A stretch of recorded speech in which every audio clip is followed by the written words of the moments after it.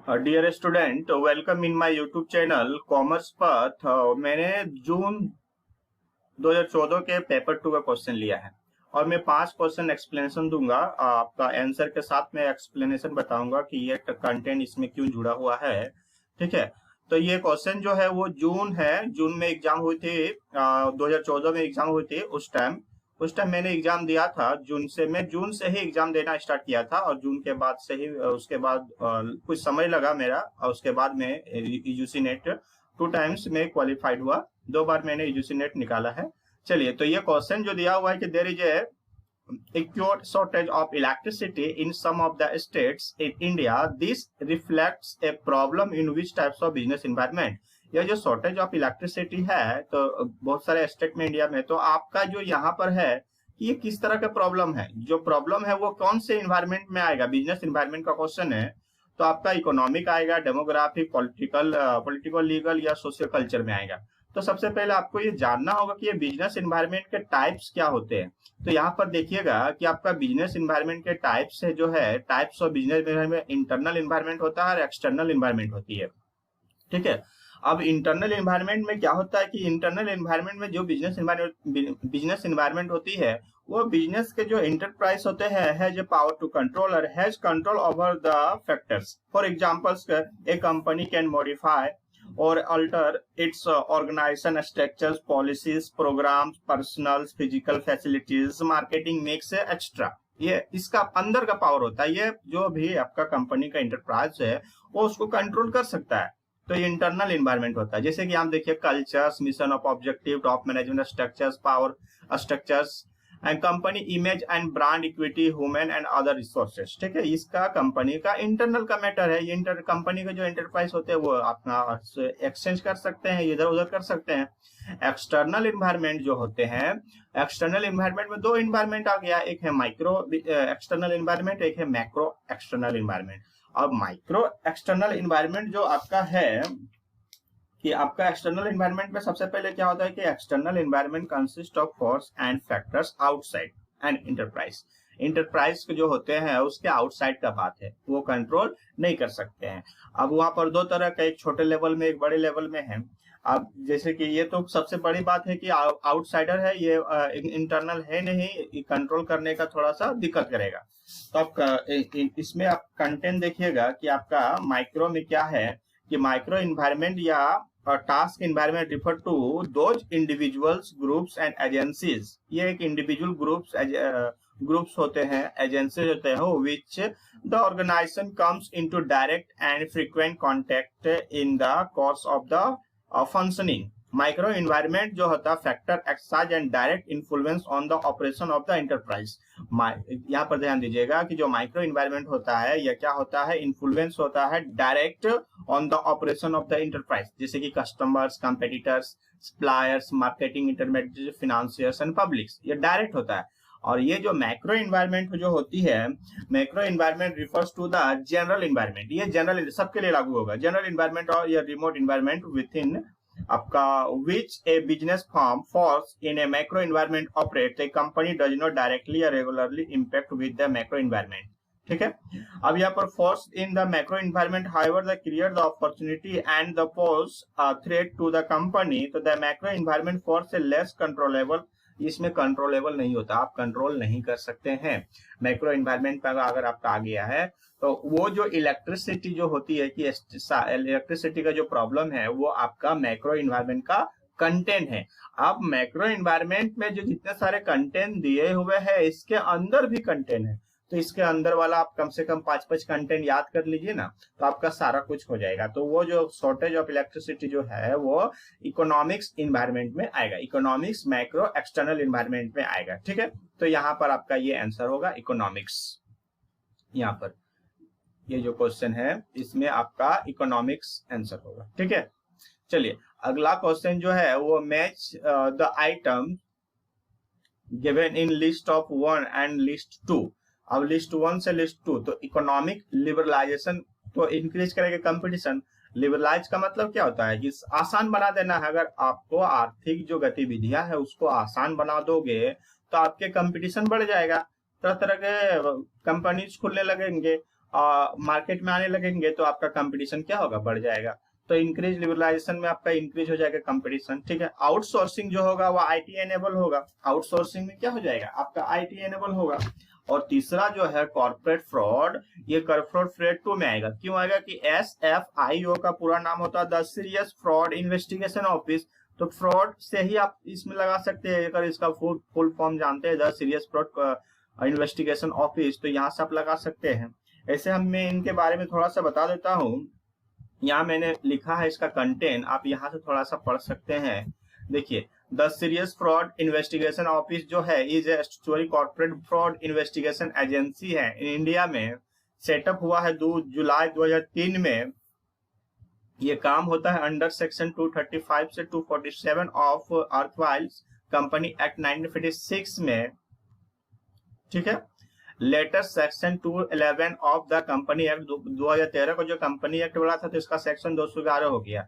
इसका जुडिसिक्शन है ministry of corporate affairs government of India. Ministry of corporate affairs government of India में जुडिसिक्शन होता है। हेडक्वार्टर है new Delhi India. Agency executive जो है अमरदीप सिंह भटिया है, ठीक है, अमरदीप सिंह भटिया इसका जो अभी एग्जीक्यूटिव है। तो ये थोड़ा सा है इसके बारे में। चलिए, तो आप यहाँ पर लगा सकते हैं the serious fraud investigation of India corporate fraud में। और सेकेंड जनरेशन ऑफ रिफॉर्म्स में आपका तो ये आएगा ही macro economic stability. Second generation reform में जो सक्सेस हुआ था वो देखिए, सक्सेसफुल हुआ था। टेलीकम्युनिकेशन रिफॉर्म हुआ था, बैंकिंग का रिफॉर्म्स हुआ था, insurance life and non life insurance जो होता उसका उसमें सक्सेस मिला था। और जो वर्क इन प्रोग्रेस हुआ था, इंफ्रास्ट्रक्चर हुआ था, रोड में, पावर में, पोर्ट में, एयरपोर्ट में, ठीक है। तो यहाँ पर क्या होगा, वो इकोनॉमिक सेकेंड जनरेशन रिफॉर्म्स जो हुआ था वो इकोनॉमिक मैक्रो इकोनॉमिक स्टेबिलिटी में हुआ था। आप यहाँ पर अगर देखिएगा तो आपको यहाँ पर भी मिलेगा, ठीक है। देखिए, तो सेकेंड जनरेशन रिफॉर्म्स में आपका क्या होगा, मैक्रो इकोनॉमिक स्टेबिलिटी। तो इस तरह आपका A का 4 होगा, तो A का आपका 4 होगा। फिर B का जो 1 होगा तो B का 1 होगा। आपका C का 2 होगा, C का 2 होगा, यानी कि आपका जो इसका आंसर होगा वो D होगा, ठीक है। आप 1 या 2 मैच करवा लीजिएगा ना, तो उससे भी आपका अंदाजा लग जाएगा कि आंसर क्या होगा, ठीक है। आपका अगर मान लीजिए सारे के बारे में नॉलेज नहीं है, 1-2 के बारे में भी नॉलेज है, तो आपका आंसर आप प्राप्त कर लोगे। हाँ, चलिए अगला क्वेश्चन देखिए कि which of the following is true, इनमें से कौन से है जो सही है।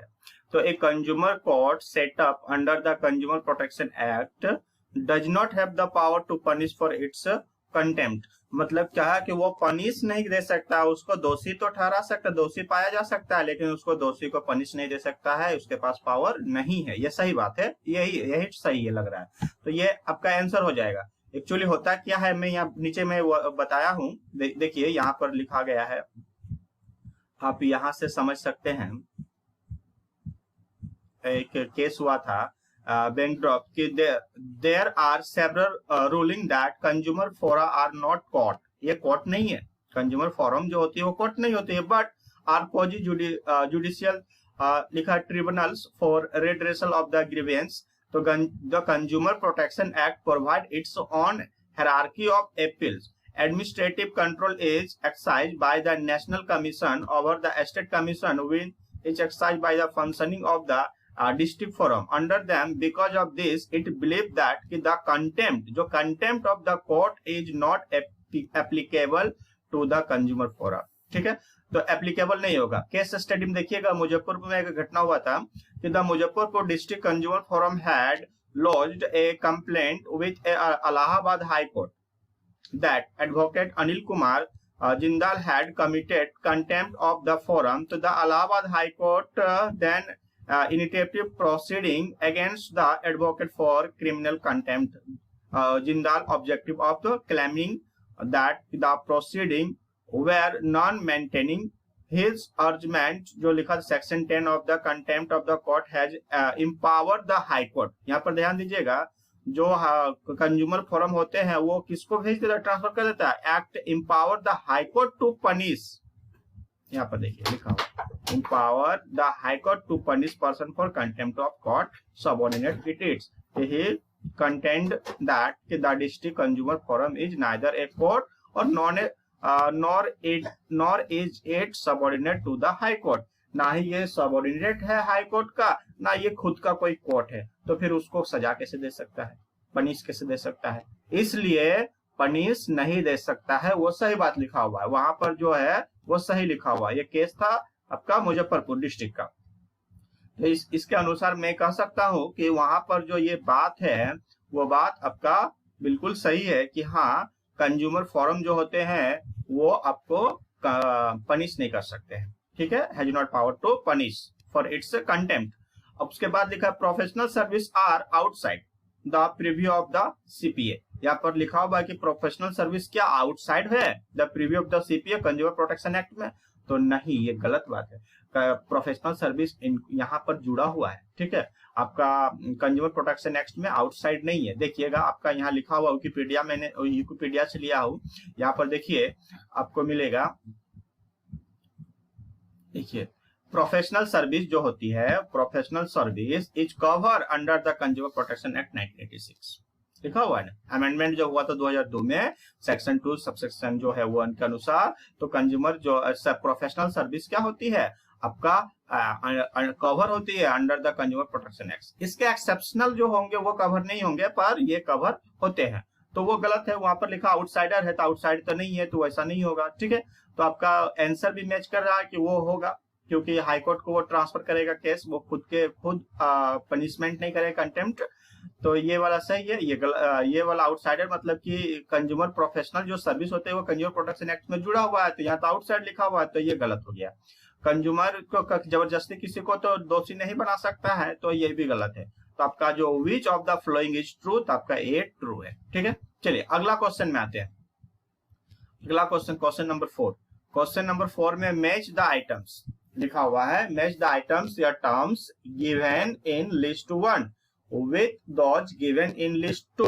तो आपका सबसे पहले है BIS। तो BIS का जो होता है वो ब्यूरो ऑफ इंडियन स्टैंडर्ड होता है, ठीक है, ब्यूरो ऑफ इंडियन स्टैंडर्ड्स। तो ब्यूरो ऑफ इंडियन स्टैंडर्ड जो होगा उसका आपका मैच होगा, वो आपका मैच होगा C। Bureau of Indian standard आएगा क्वालिटी मैन्युफैक्चर प्रोडक्ट। एक्चुअली होता क्या है, जो इसका आप यहाँ पर मैंने लिखा है, यहाँ पर से आप देख सकते हैं, देखिएगा,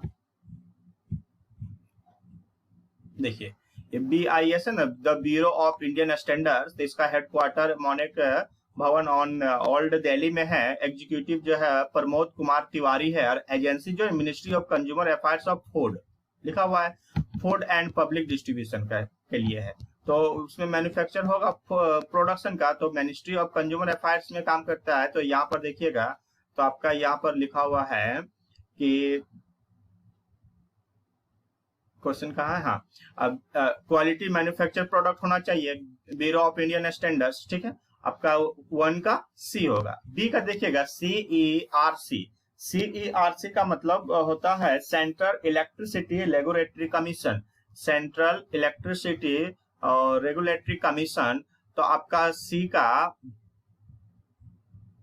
हाँ, आपका B का क्या होगा, आपका 4। B का क्या हो जाएगा, सेंट्रल इलेक्ट्रिसिटी रेगुलेटरी जो आपका है कमीशन, वो आपका आ जाएगा 4 में।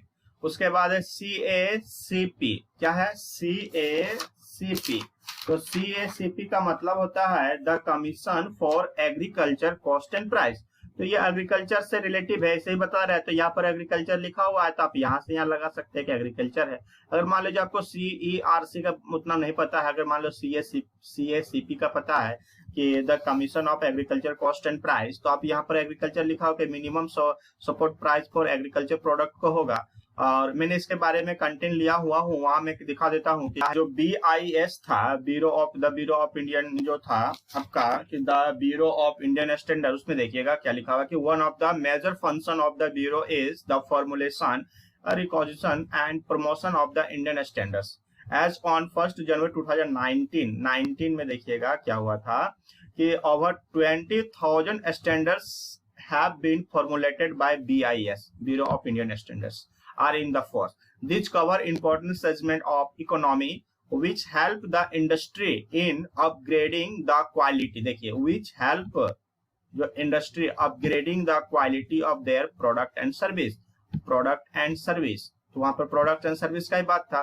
तो BIS has identified the 15 sector which are important in Indian industry for formulation of Indian standard. It has separate division council to oversee. पढ़ लीजिएगा आप ये, ठीक है। उसके बाद देखिएगा आपका जो मिशन था कि the mission was establish the recommend minimum support price, यहाँ पर लिखा हुआ है ना मिनिमम सपोर्ट प्राइस, वो है आपका इसमें जो कृषि वाला था, एग्रीकल्चर वाला में, यहाँ पर देखिएगा एग्रीकल्चर वाला में क्या था कि मिनिमम सपोर्ट प्राइस होगा, यहाँ पर देखिएगा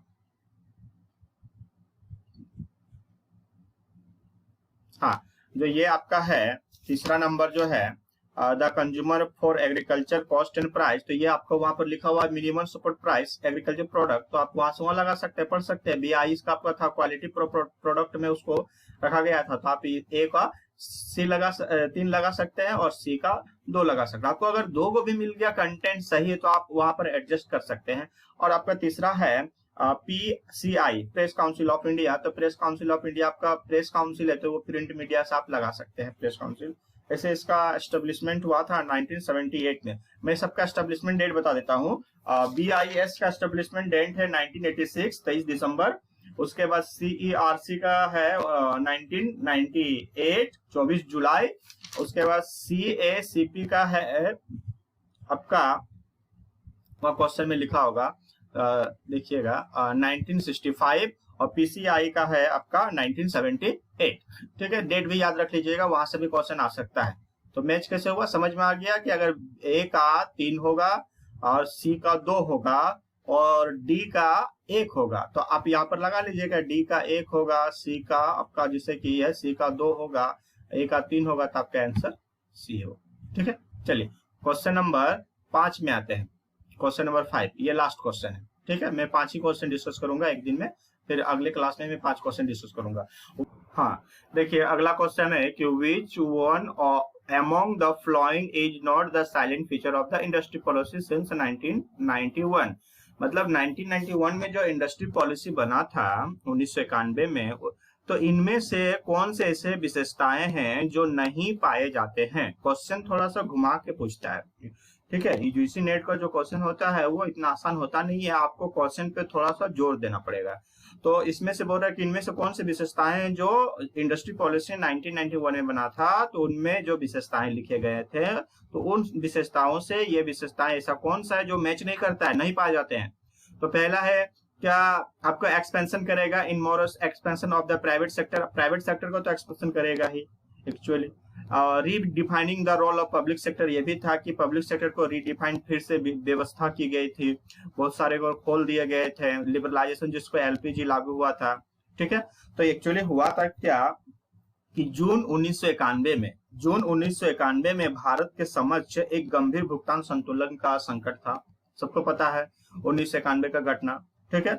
1990 तथा 91 में अनेक परस्पर जुड़ी हुई घटनाएं हुई जो भारत के आर्थिक हित के विपरीत थी, जो भारत के जो इकोनॉमिक्स जो था उसके विपरीत था, इकोनॉमिक्स को ही उलट पलट दिया था। एक्चुअली क्या हुआ था कि मुद्रास्फीति दर लगभग 17% तक पहुंच गई थी, मुद्रास्फीति दर लगभग 17% तक पहुंच गई थी। केंद्र सरकार का सकल वित्तीय घाटा जो था वो सकल घरेलू उत्पाद का मात्र 8.4% था उस टाइम। तो क्या क्या जून 1991 तक भारत का जो विदेशी मुद्रा भंडार घटकर मात्र 2 सप्ताह के आयात के लिए ही पर्याप्त रह गया था। तो बहुत सारे प्रॉब्लम आ गए थे, इसलिए क्या प्राइवेट सेक्टर को बढ़ा दिया था, तो ये सही है। और पब्लिक सेक्टर को रीडिफाइन, ठीक से व्यवस्था किया गया था, फिर से व्यवस्था किया गया था, ये भी सही है, ठीक है। Limited expansion of Indian industry to foreign expense, तो लिमिटेड नहीं था। जब वो खोल दिया चारों तरफ रास्ता, LPG लागू कर दिया है उस टाइम, तो आपका लिमिटेड कंपटीशन कैसे होगा, यानी कंपटीशन तो खुल के होगा, तो ये आपका विशेषताएं नहीं पाया जाता है, ठीक है। आप हिंदी में भी पढ़ सकते हैं, यहाँ पर देखिए आपका कि 1991 की औद्योगिक नीति की प्रमुख विशेषताएं कौन सी नहीं है। तो निजी क्षेत्र के भारी विस्तार, निजी क्षेत्र का विस्तार हुआ था, सार्वजनिक क्षेत्र की भूमिका का पुनः व्यवस्था की गई थी, और भारतीय उद्योग का विदेशी प्रतियोगिता से सीमित रूबरू, ठीक है, सीमित नहीं था, आप कोई लिमिट नहीं था, आप पूरा हुबहू था, ठीक है, कंपटीशन ज्यादा था। तो सीमित रूबरू होना मतलब सीमित नहीं था, तो ये विशेषताएं आपका नहीं पाया जाता है। बाकी उसका एस इकाइयों के लिए आरक्षित मदों की सूची की छटाई, इसमें भी एस इकाई के लिए आरक्षित मदों की सूची की छटाई भी हुआ था। हाँ, तो SSI इकाइयों के लिए आरक्षित मदों की सूची की छटाई भी हुआ था। तो इनमें से कौन से ऐसे विशेषताएं जो नहीं पाए जाते हैं, ये सी वाला। तो आंसर आपका सी होगा, 5 का सी होगा। अगर आपको समझ में नहीं आ रहा है क्वेश्चन नंबर 5 1991 का, तो इसके जो विशेषताएं हैं, इसके जो फीचर्स है, आप उसके फीचर्स पढ़ लीजिएगा। फीचर्स में क्या क्या पढ़िएगा, आपका रमेश सिंह बुक से फीचर पढ़िएगा, Indian economics dereservation of industry पढ़िएगा, इसके फीचर्स हैं। Delicensing of the industries पढ़िएगा, evolution of the MRTP, promotion of the foreign investment, FERA replace कर दिया था फेमा में, लोकेशन ऑफ इंडस्ट्री और कंपल्सन ऑफ फेस्ट प्रोडक्शंस। ये आपके जो 7 फीचर्स है, 7 फीचर्स के बारे में पढ़िएगा तो आपके 1991 का पूरा कॉन्सेप्ट क्लियर हो जाएगा इंडस्ट्री पॉलिसी का। ठीक है, ओके, धन्यवाद।